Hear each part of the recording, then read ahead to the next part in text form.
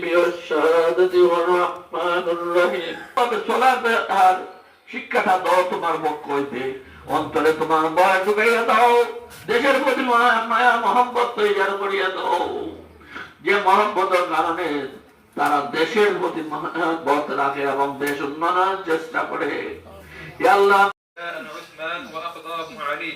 وفاطمة سيدة نساء أهل الجنة والحسن 1990 সাল থেকে কোরআন, হাদিস, ফিকহের কিতাব এবং বিজ্ঞানের সূত্রগুলো স্টাডি করে এবং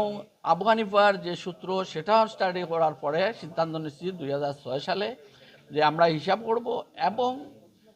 যেভাবে 1 তারিখ নবী মুস্তাফা সাল্লাল্লাহু আলাইহি সাল্লাম নির্ধারণ করেন যে পদ্ধতি, সেই পদ্ধতি আমরা হিসাব করি এবং আমরা যখন হিসাব করি তখন আমরা অন্যান্য দেশের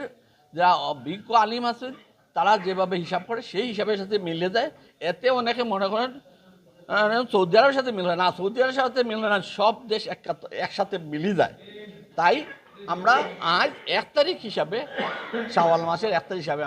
আমরা ঈদ উল ফিতর আদায়